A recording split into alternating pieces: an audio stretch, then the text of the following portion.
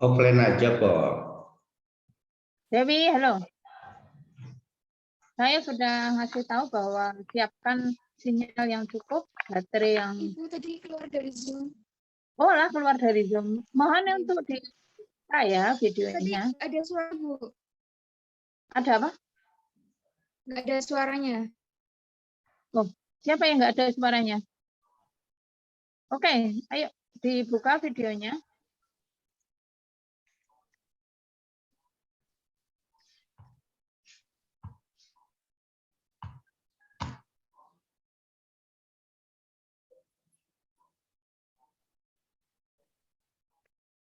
Offline aja siang ini jam 13. Ngajar 2 kali nih. Ini kegiatan Bapak desain banyak juga ya, untuk ngajar dan sebagainya. Ini disempatkan untuk bisa ujian pada pagi hari ini.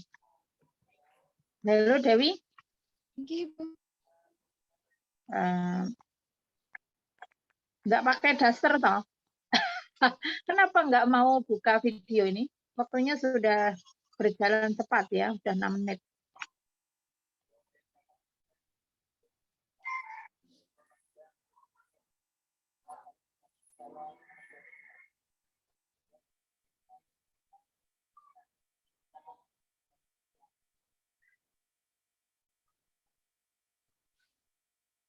Reschedule aja kayaknya, Mbak Bu Kaprodi. Ini sulit untuk dianu kayaknya. Zoom-nya sinyalnya si Dewi. Oh. Atau offline aja. Atau gimana ini? Oh, sudah bisa. Oke, baik. Bisa diteruskan ya, Pak? Monggo, monggo. Nggih, monggo, Mbak Dewi.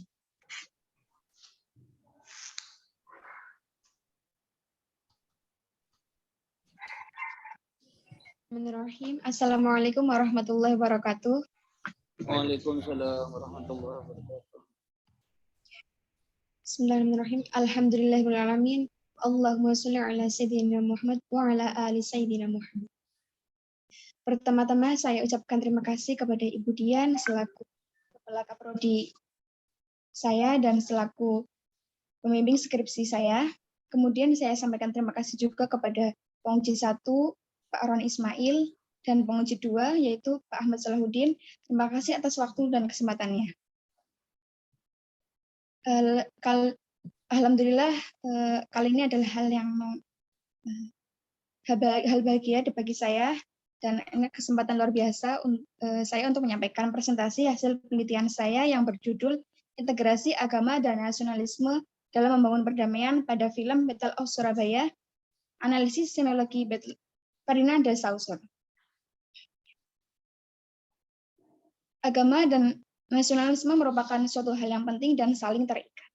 Keduanya mempunyai peran dalam mewujudkan perdamaian.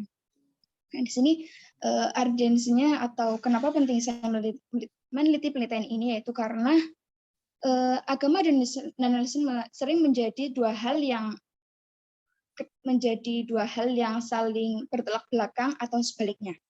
Nah, kali ini saya memilih film. Kenapa? Karena saya di situ fokus kajian saya kepada agama dan media atau simbol-simbol agama dan culture studies. Nah, di situ kenapa saya memilih film Battle of Surabaya? Karena di situ film yang berisikan tentang keberagaman dan keberagamaan yang ada di Indonesia. Dan juga film tersebut berlatar fiksi sejarah perjuangan Indonesia. Dan di situ juga berisikan tentang keberagaman, toleransi, dan sebagainya. Adapun rumusan masalah dari penelitian saya yaitu pertama, bagaimana penanda dan petanda integrasi agama dan nasionalisme pada film Battle of Surabaya dianalisis menggunakan semiologi Ferdinand de Saussure. Yang kedua adalah bagaimana makna dan konsep pada film Battle of Surabaya. Gitu. Pada penelitian ini saya menemukan beberapa hasil analisis, yaitu yang pertama saya menguapkan definisi tentang agama, definisi tentang nasionalisme dan perdamaian yang di situ dilihat dari beberapa sudut pandang. Ada dari tokoh dan agama-agama yang ada di Indonesia. Kenapa saya mengambil agama yang ada di Indonesia? Karena pada film tersebut, film Battle of Surabaya di situ mengungkapkan, menggambarkan tanda-tanda tentang keberagaman agama Islam, agama Kristen, agama Buddha, dan maupun agama yang lainnya. Nah, di situ saya menjelaskan definisi tentang agama, nasionalisme, perdamaian. Nah, tadi. Selanjutnya, pada bagian petanda dan penanda, saya juga menemukan atau hasil analisis saya yaitu berisikan tentang 3 hal. Di situ pertama tentang agama. Agama saya menemukan tentang tanda-tanda, tentang ritual keagamaan, yaitu yang berisi tentang sholat, berdoa sebelum makan, ibadah, dan sebagainya. Soalnya saya menemukan analisis tanda tentang ajaran atau doktrin keagamaan. Yang selanjutnya juga ada tentang simbol-simbol agama yang di film tersebut menceritakan ada salib, rosario, dan sebagainya. Dan pada selanjutnya saya juga menemukan tentang perdamaian yang tercipta dalam film tersebut.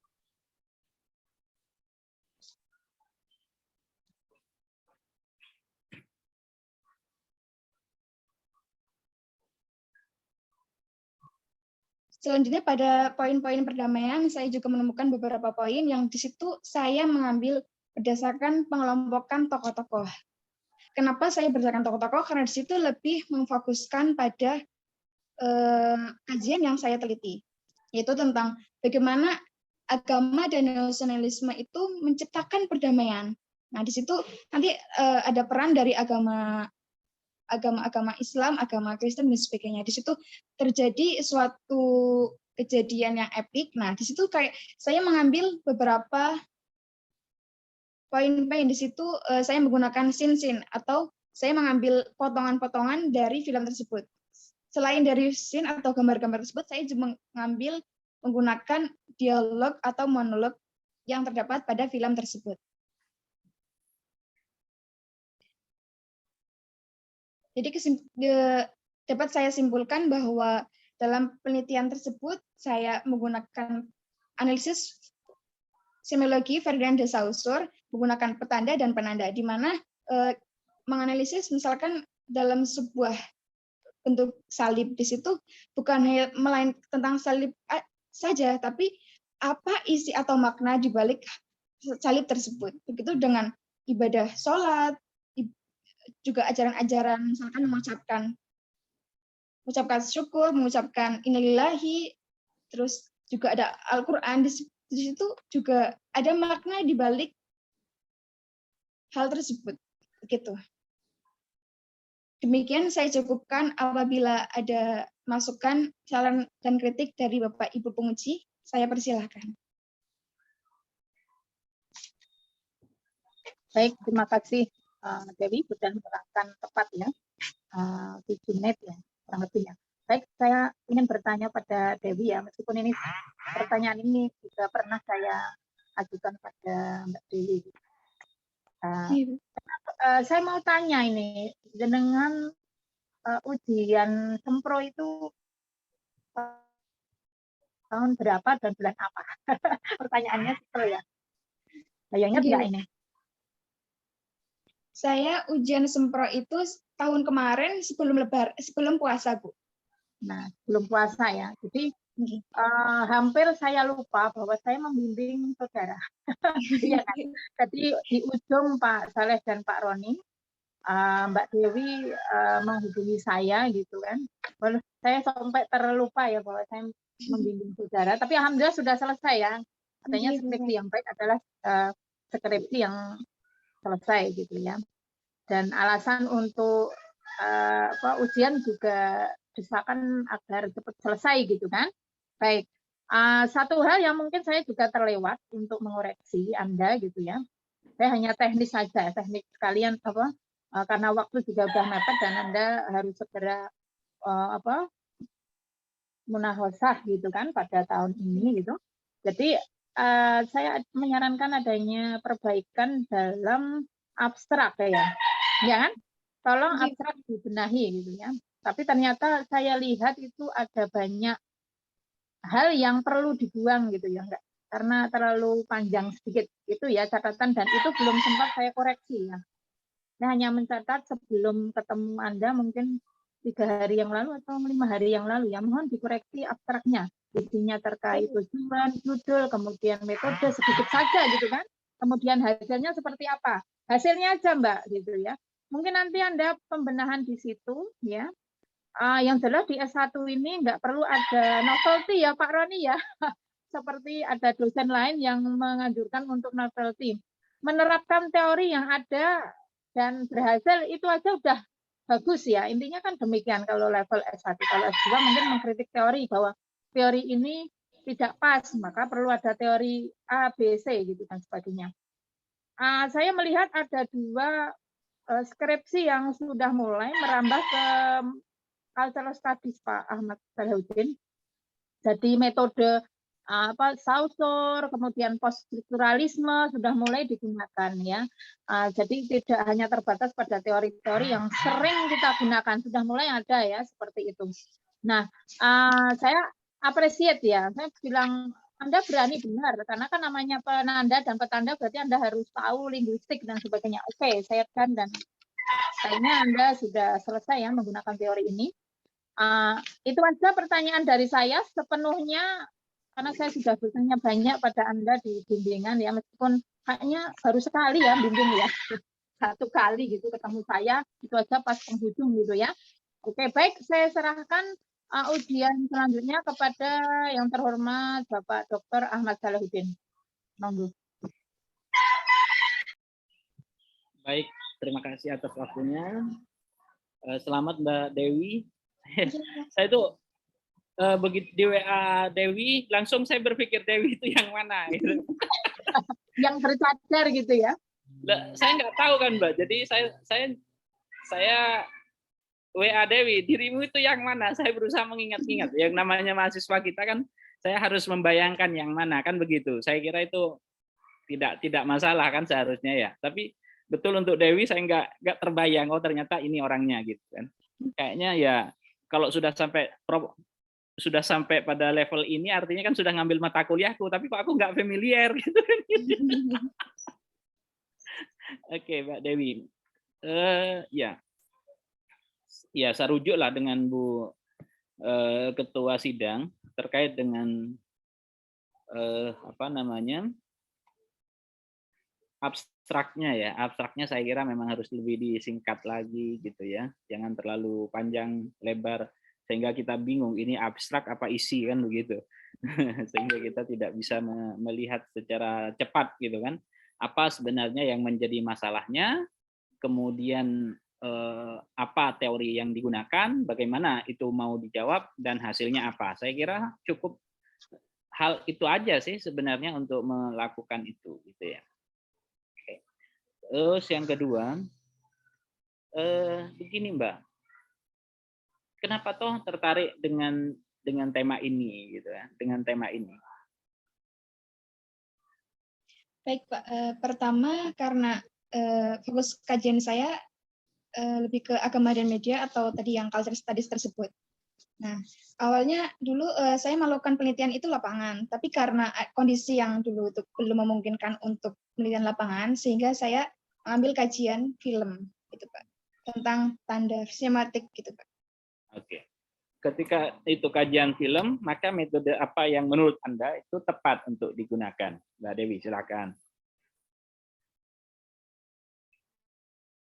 Kalau saya menggunakan analisis semiologinya Ferdinand de Saussure, Pak. Iya, metode kan begini. Ketika melakukan riset pasti yang diuji atau yang dicari atau yang diteliti katakanlah begitu itu kan ya kalau dirimu kan film ya, gitu ya. Bagaimana melakukan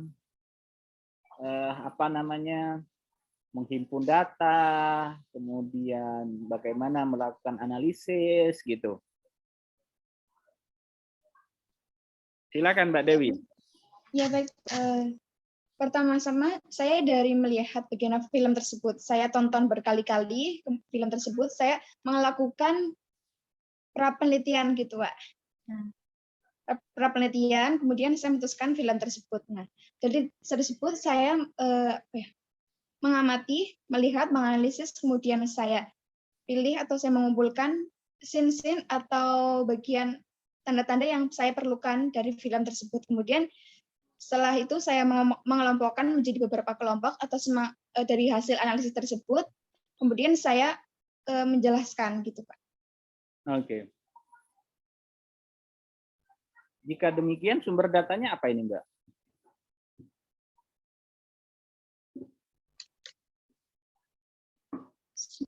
Sumber data, Pak? Data primer, sekunder gitu maksudnya. Oh, data primer, Pak. Dari hanya data primer ya? Nah, hanya data primer ya, nggak ada data sekundernya. Data primer, Pak. Iya, hanya data primer saja. Oke. Oke. Data sekunder sebagai data pendukung gitu, Pak. Iya. Oh, ada juga ya? Oh, sudah. Oke, apa saja data sekundernya ini? Data sekunder berupa jurnal, kemudian penelitian-penelitian sebelumnya, juga berita-berita atau wawancara-wawancara yang dilakukan terhadap film tersebut. Gitu, Pak. Jenis datanya? Kualitatif, Pak. Bagaimana, Pak? Oke, jenis datanya? Jenis. Masih ingat yang ditulis? Ini yang nulis siapa? Saya, Pak. Oke. Jenis data dalam penelitian Anda itu apa? Jenis.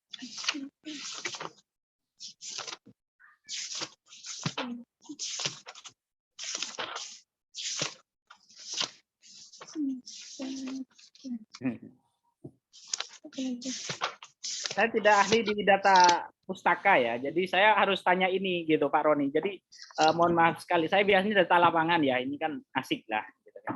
Ya, data literal, Pak, data lapangan, data perpustakaan juga. Terus?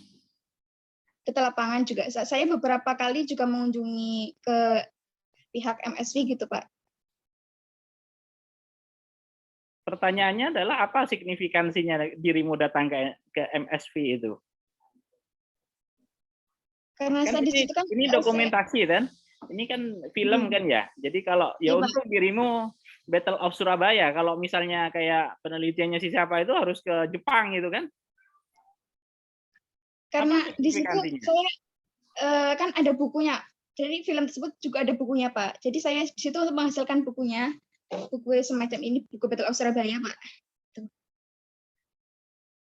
Lah terus kenapa harus ke lapangan? Karena yang buku ini tersedia di sana, Pak. Buku ini dan buku yang di sana. Oh, itu kalau di perpustakaan saya tidak menemukan buku ini, Pak. Ya, maksudku kemudian itu data lapangan. Oke. Data lapangan ya berupa data perpustakaan yang saya peroleh lewat lapangan atau kunjungan gitu, Pak. Ya nggak apa-apa. Jadi data lapangan itu berupa buku. Kenapa disebut data lapangan? Karena kalau untuk dapatkannya saya harus ke lapangan. Bukan, Pak. Gimana? Data perpustakaan gitu. Terus? Lah ya data lapangannya apa? Ini Bu Dian kan lagi nulis Scopus itu biasanya rigid di situ ya. Data lapangannya apa kan gitu kan? Hasil data observasinya mana? Data interviewnya mana? Gitu kan? Kalau data lapangannya atau wawancara, Pak? Wawancara. Iya, maksudku apa signifikansi data lapangan atau apa namanya?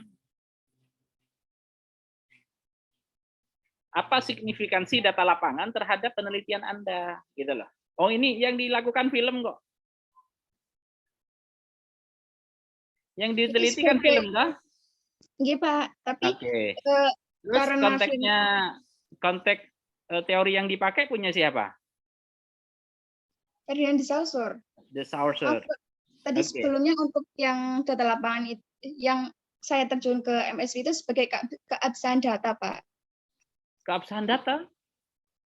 Masa Untuk, film keabsahan datanya di lapangan? untuk memastikan gitu, Pak. Untuk memastikan bahwa itu betul-betul diproduksi atau tidak, begitu? Bukan, jadi untuk memastikan saja, Pak, gitu, Pak. Apa yang Lengkap. dipastikan? Apa yang dipastikan? Data yang Ini saya dapat, filmnya Pak. betul gitu. Gimana? Data yang saya dapat. Nah, iya, oke lah. Tapi maksudku adalah data apa yang harus dipastikan sehingga harus datang ke lapangan. Ini kan kajian film kan ya.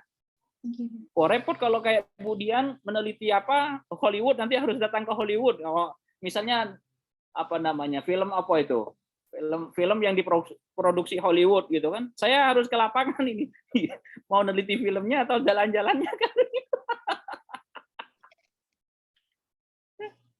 Bukan, Pak, itu karena kebetulan MSW itu kan ada di Yogyakarta gitu. Saya sebagai Bukan berusaha itunya, bukan persoalan kebetulannya, tapi apa signifikansinya risetmu yang meriset Battle of Surabaya itu dengan data-data yang harus dirimu kumpulkan via lapangan.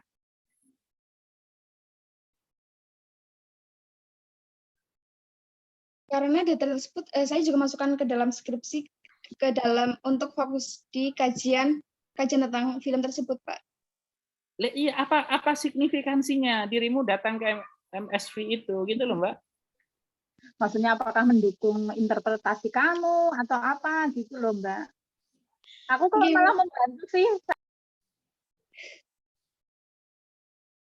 Lah enggak, karena kan aneh juga gitu. Aneh juga. Kemudian kalau kecuali dirimu meneliti aktor-aktor atau ide dasar dari pembentukannya sehingga dirimu perlu datang ke MSV. Lah dirimu yang teliti itu kan filmnya. Oke, sekarang coba kemudian berlanjut ke dirimu kan, teknik pengumpulan datanya, dokumentasi, oke, observasi. Apa yang diobservasi gitu? Iya kan? Kalau meneliti aktivitas pembuatannya udah selesai. Iya kan? Iya, Pak. Dan terus gimana dong?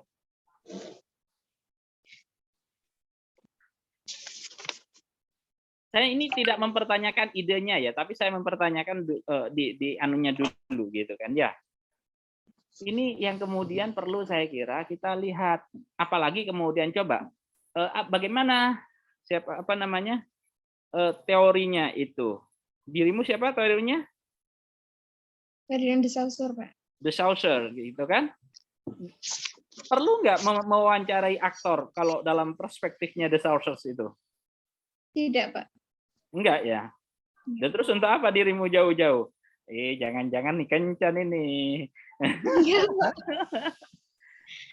Buatan, Pak. Kan hanya ada tanda, ada penanda, ada petanda yang dirimu bisa dapatkan di film itu kan begitu kan ya? Iya. Nah terus, disitulah saya kira dirimu harus lihat juga gitu teori apa yang digunakan, kemudian metodenya seperti apa, sehingga kemudian jenis datanya jelas gitu, tidak asal wah ini menarik gitu kan. Nah dalam konteks inilah misalnya karena dirimu bilang tadi yang menjadi dasar dari penelitian ini itu karena ada lintas agama gitu ya. Dirimu kan bilang begitu. Ada ada Islamnya kira-kira ya. Ada Islamnya, ada Rosario berarti ada Katoliknya gitu ya. Terus agama apa lagi di situ yang ada? Agama Konghucu, Pak. Ada Konghucu di film itu. Ada. Oke, terus?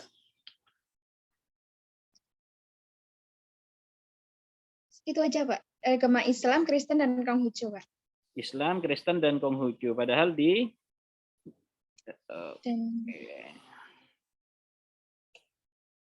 ada perspektif Hindu. Saya belum menemukan, Pak. Oke. Ada Buddha? Belum. Nah, kenapa di sini ditulis juga?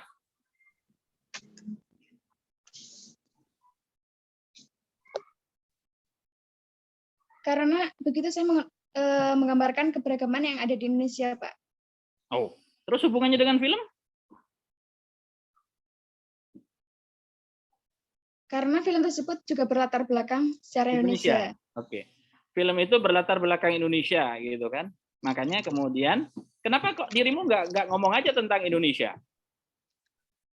Kalau apa namanya? Kalau yang menjadi dasarnya itu gitu kan? Kalau yang menjadi dasarnya itu, kenapa malah bahas Hindu, Buddha, gitu kan? Wah, Ini kan bukan film berarti ya, bukan latar film ya? bagaimana, Pak? Ini bukan latarnya film kan ya, yang dirimu tulis kalau begitu kan? Oke.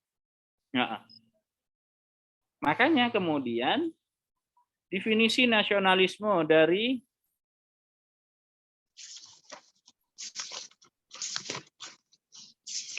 nasionalisme menurut pakar kebangsaan, oke lah ya. Tapi menurut Hindu, menurut Buddha, itu konteks ininya apa? Karena nanti terintegrasikan dengan hasil temuan saya, Pak. Oke, sekarang coba dilihat mana bagian ini yang kemudian dijadiin bahan analisis di bab 4 itu. Nggak ada kan? Enggak ada. Yang namanya latar itu kan sesuatu yang digunakan untuk memberikan perspektif kan ya. Jadi kenapa dirimu berbicara tentang agama menurut Islam gitu kan? Sehingga nanti ini yang kemudian menjadi alat untuk menganalisis data-data gitu, yang itu tersaji di bab 4, di bab analisis, katakanlah begitu. Ada nggak itu? Enggak.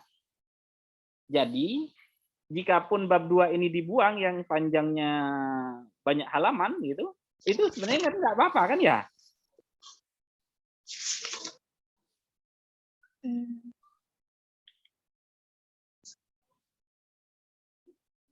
Seharusnya menurut saya ini cukup di bagian apa namanya?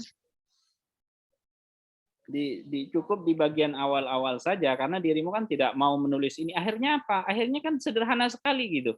Coba nasionalisme perspektif Hindu, nasionalisme perspektif Buddha 1 halaman, nasionalisme perspektif Kristen 1 halaman gitu kan. Jadi useless akhirnya, tidak bermanfaat apa-apa gitu. Tidak bermanfaat apa. Malah menurutku lebih baik di bab 2-nya itu ya menggambarkan filmnya itu seperti apa gitu kan. Filmnya itu seperti apa. Film di bagian bab 3, Pak. Iya, aku sudah tahu. Terus aku sudah baca. Maksudku adalah untuk apa bab 2-nya gitu loh, Mbak. Untuk apa bab 2-nya ini? Kalau bab 2 ini tidak digunakan untuk bahan analisis bab 4, kan begitu? Kan nggak ada toh, nggak digunakan kan?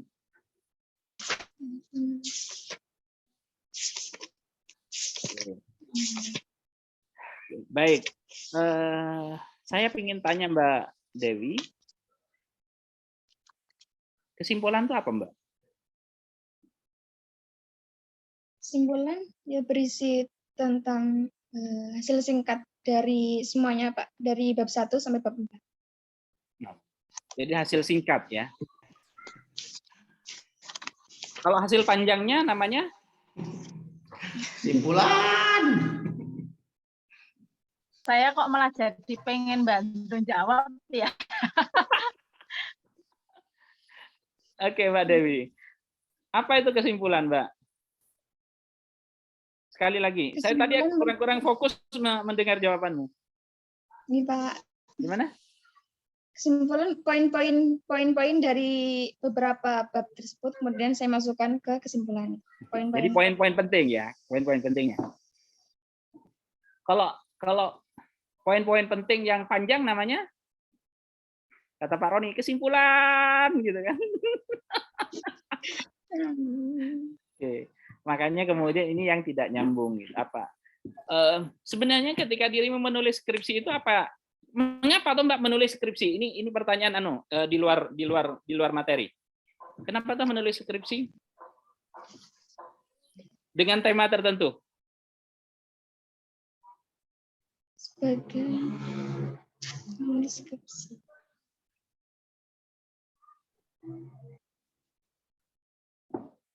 Ya, sebagai syarat untuk lulus, Pak. Oke, itu sebagai syarat untuk lulus, itu secara administrasi. Kalau secara akademik? Untuk mempraktekkan atau untuk menyumbangkan hasil sumbangsih kita sebagai mahasiswa kepada fakultas. Iya. Jadi kan Lumayan nanti. Kalau ini di print kan 200 halaman kan. Itu kalau dikiluin itu kan sudah setengah kilo sendiri itu. Apalagi nanti dapat banyak gitu kan. Mbak Dewi. Terus rumusan masalah itu untuk apa Mbak Dewi? untuk sebagai patokan atau untuk menjawab dari penelitian tersebut, Pak. Ya, masalah yang diteliti kan begitu kan? Ya. Terus karena dirimu menguraikan masalah itu, menjawab, ingin tahu, ya, yang namanya rumusan masalah, gitu kan? Itu kemudian jawabanmu di mana, Mbak? Saya tahu jawabanmu itu di mana? Di bab 2, 3, 4, Pak. Di bab 4. Di bab 4 ya? Berarti bab 2, bab 3 bisa dihilangin? Enggak, Pak. Oh, gimana? Terus? Karena bab 2, 3, 4 sebagai pendukung, Pak. Nah, iya, kalau cuma pendukung kan nggak apa-apa dibuang kan? Kan sudah, tanpa didukung kan ya nggak apa-apa kan? Bukan ya. begitu, Pak. Oh, bukan begitu. Oke, baik. Terima kasih Mbak Dewi. Cuman saya ingin menyampaikan begini ya. Kenapa kita melakukan riset tema tertentu? Ya karena tema-tema itu perlu dicarikan jawabnya, gitu kan? Atau disitulah masalahnya, gitu. Nah, terus gimana saya mengetahui jawabnya? Itu di kesimpulan, Mbak. Di metodologi itu pasti Pak, jangan-jangan Pak Rodi ini yang ngajar metodologi penelitiannya ini. Bu Aryani sama Pak Saleh toh. Jadi saya kira kalau Bu Aryani itu detail sekali itu, detail sekali. Kecuali Mbak Dewi itu tidak masuk, gitu kan, bab tentang kesimpulan. Jadi karena Bu Aryani itu kan jelas ya, by tahap-tahapan malah kan. Jadi kesimpulan itu Mbak Dewi, itu jawaban dari rumusan masalah. Oh. Saya sudah bilang loh, diringkas kesimpulannya disesuaikan dengan latar dengan perumusan masalah begitu toh. Ini ya. Jadi lupa, Bu. Ya bukan lupa kalau begini, skripsi kok lupa. Skripsi itu nggak boleh lupa. Jadi ya, rumusan masalah itu jawaban dari kesimpulan itu adalah jawaban dari rumusan masalah. Jadi gimana cara nulisnya? Ya sudah tulis dulu berdasarkan data-data di bab, ya mungkin ada di bab 2, bab 3 atau bab 4. Pun demikian dengan selanjutnya. Oke, saya kira saya tidak mengulik data apapun. Nah, ini tugasnya Pak Roni ya. Saya hanya membahas tentang, karena saya ketika melihat metodenya gitu misalnya, kemudian melihat kesimpulannya, itu saya sudah meniatkan diri untuk tidak masuk pada materi gitu. Saya tidak masuk pada materi. Karena pasti semakin bermasalah gitu, semakin bermasalah. Masa meneliti petanda itu nanti pakai observasi lapangan itu kan yo nggak benar. Karena dokumen ya, film. Jadi seharusnya penanda-penandanya juga bisa diturunkan dari film-film itu. Misalnya juga kapan itu di launching kan begitu. Itu kan yang menjadi menjadi penandanya sebenarnya, atau menjadi petandanya itu di situ gitu ya. Filmnya sudah menjadi penanda, petandanya itu ya kapan dia di launching, materinya seperti apa gitu. Itu saya kira lebih bermanfaat daripada jalan-jalan ke MSV itu. Terima kasih. Assalamualaikum. Waalaikumsalam. Terima kasih, Pak. Masukan yang berharga ya Mbak Dewi ya. Jadi Iya, Bu. Pemilihan Anda untuk menggunakan teori disorder itu ada konsekuensinya, hal-hal yang mungkin tidak begitu penting ya, urgen untuk diketengahkan gitu ya. Oke, kita tidak akan flashback ke belakang karena memang Anda datangnya ujuk-ujuk Pak. Ini saya baru melihat sekilas, oh iya kayaknya sudah tebal, oke gitu kan, dan siap untuk disidangkan. Baik, dan saya juga percaya Anda orang pintar gitu, jadi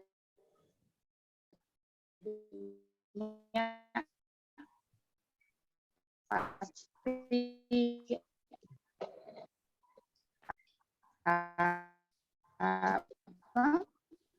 isinya juga sudah sesuai dengan prosedur ya.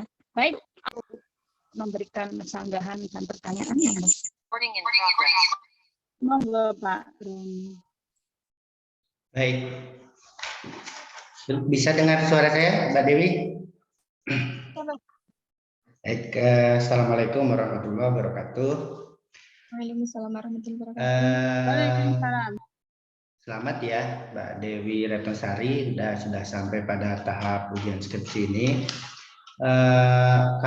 Saya sama Pak Ahmad Salehuddin memang sistem penilaiannya sistem produk, karena yang kami uji adalah skripsi kan, produknya. Kalau ujian kan proses dan produk ya. Jadi apa yang Anda tulis, Anda sajikan di skripsi ini, itulah yang kami ujikan. Kami tidak tahu latar belakangnya bimbingan macam mana, nggak tahu. Inilah yang diberikan kepada kami dan kami membacanya. Baik, pertama memang abstrak itu harus diperbaiki, karena apa saja tahu unsur minimal abstrak itu, Dewi? Unsur abstrak itu berupa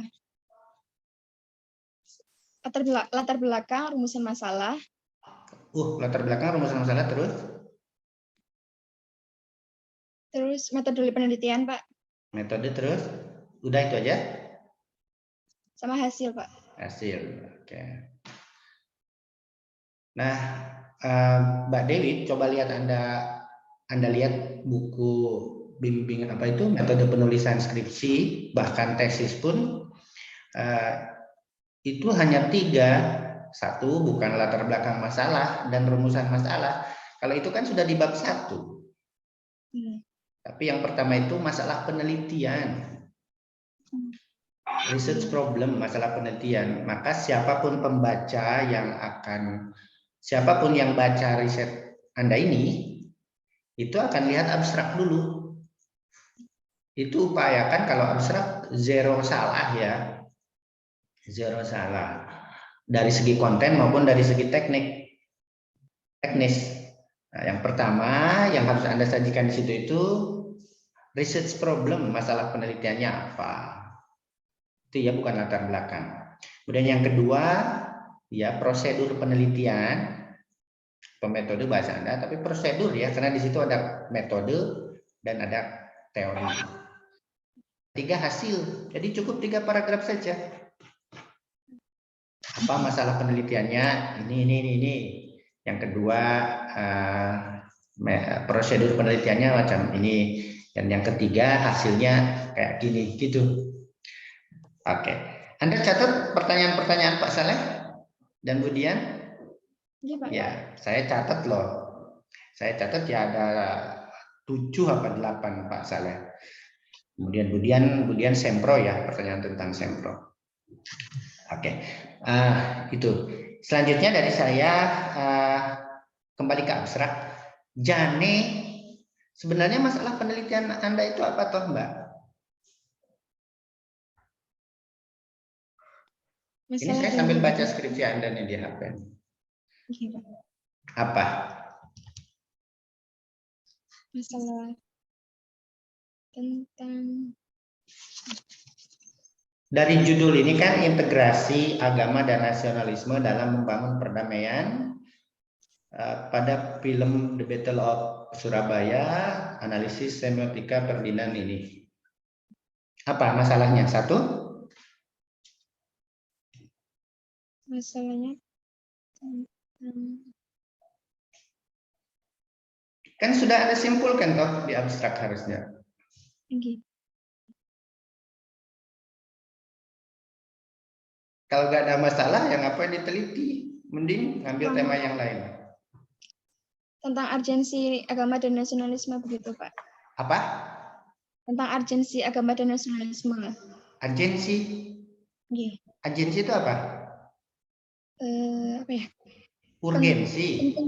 Oke. Urgensi. Oh, kamu bacanya pakai bahasa Inggris. Urgensi. Oke, Pak, urgensi. Pentingnya agama dan nasionalisme gitu. Apakah itu masalah di film itu? Masalah penelitian? Nah, terus yang kedua, wes. Tentang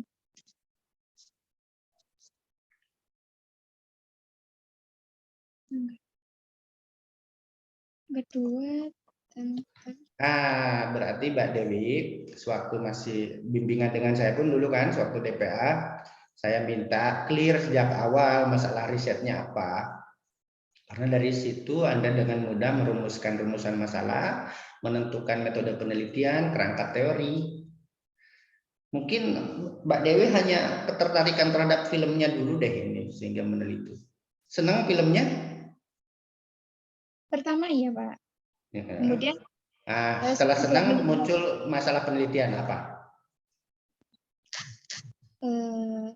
Bagaimana penggambaran agama dan nasionalisme pada film tersebut.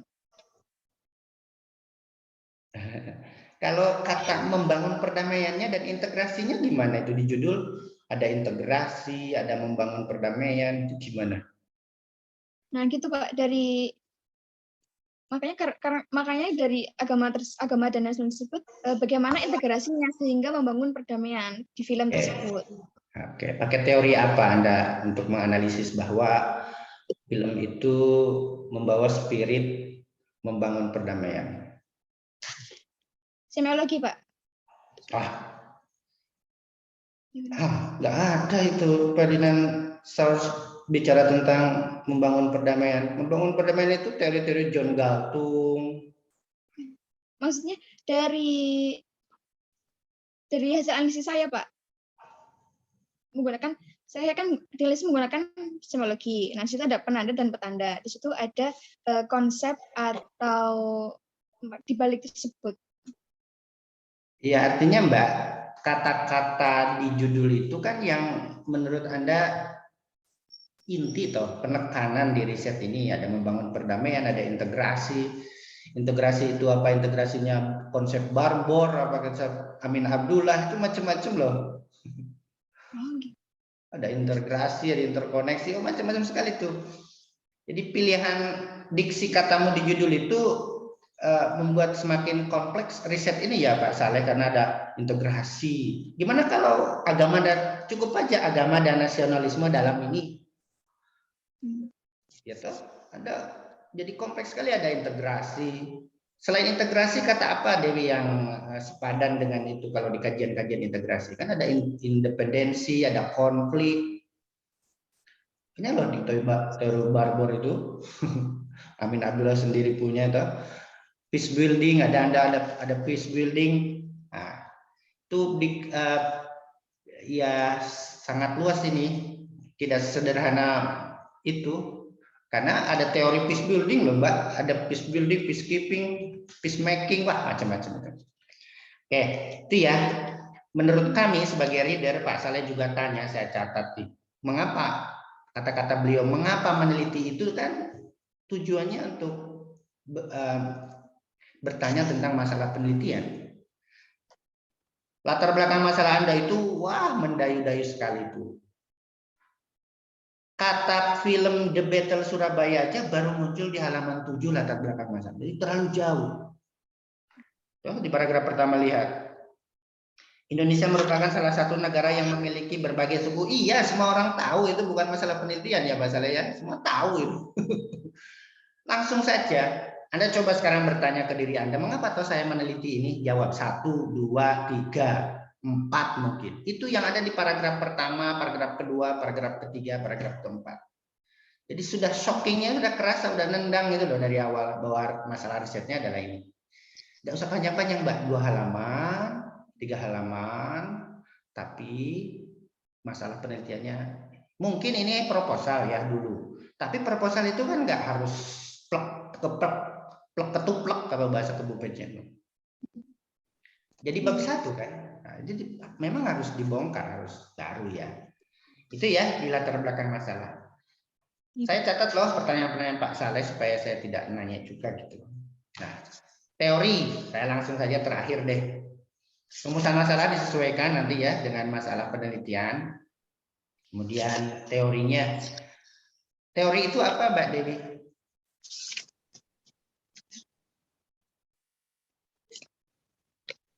Kerangka teori itu apa?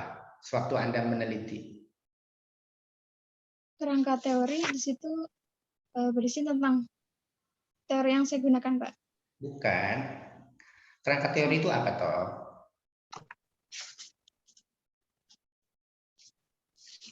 Kerangka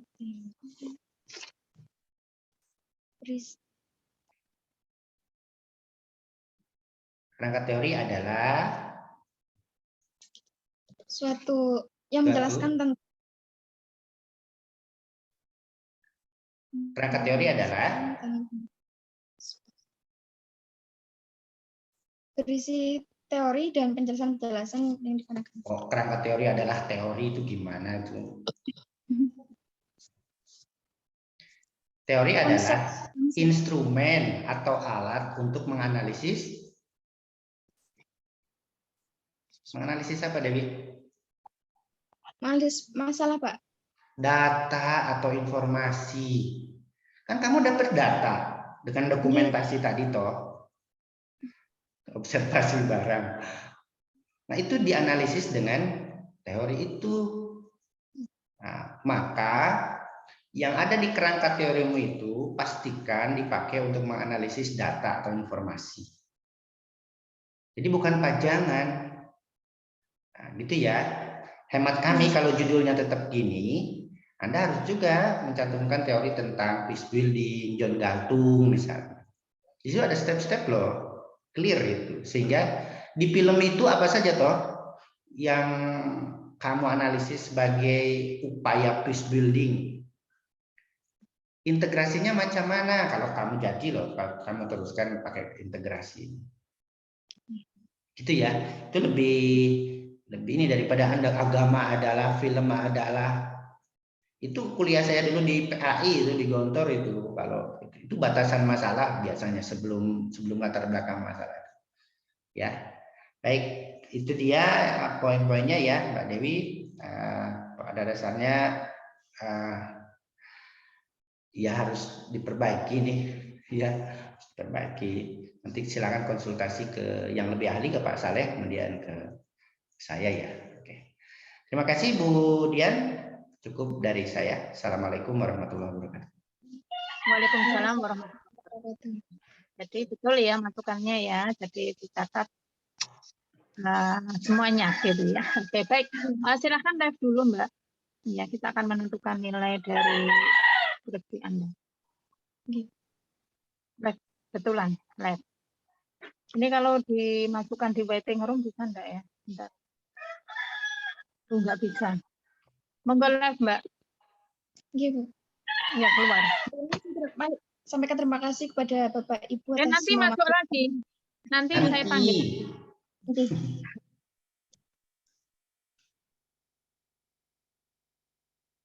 Malah jadi Dan moderator. saya manut aja karena anak ini udah lama nggak muncul, kemudian dia sama calon suaminya itu mohon untuk segera disidangkan. Padahal saya belum ngecek ya isinya. Cuman yang terakhir itu ketika sudah diajukan Monggo Pak Saleh, saya ikut. saya ngecek. Jadi monggo saya manut aja. Pokoknya manut kalau dalam hal ini karena saya juga nggak ngecek dalamnya secara mendalam, cuman sekilas gitu. Monggo. Pak Saleh masih mute, Manut. Pak Saleh. Masih mute. Manut, Pak Roni berapa? Monggo. Saya ikut penguji utama sama pembimbing. Saya pokoknya manut saja. Dulu itu pernah setelah Monggo Pak Saleh.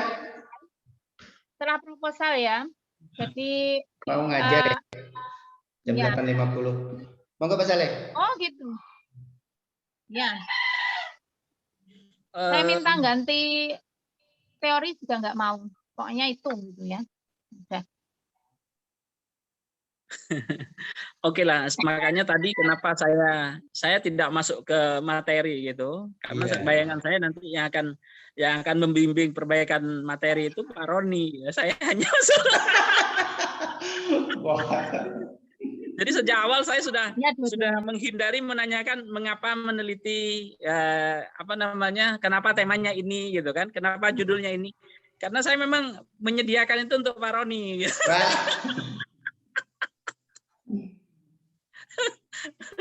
Monggo. Mau berapa? Saya manut. 90? 90, Bang. Ya. 90 ya. Yes. Karena dasarnya anak ini pintar ya. Ikut, ayo panggil lagi ya. Biar cepat. Soalnya nguji ya Pak.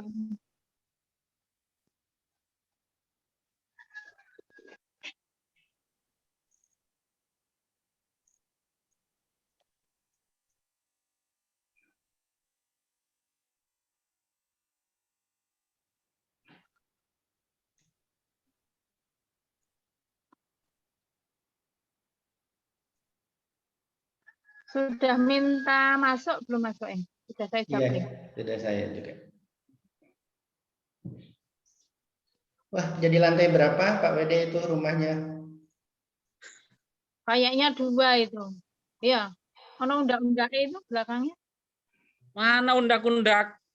Tadi yang pas di Facebook ada undak-undaknya. Pas ngiris apa itu?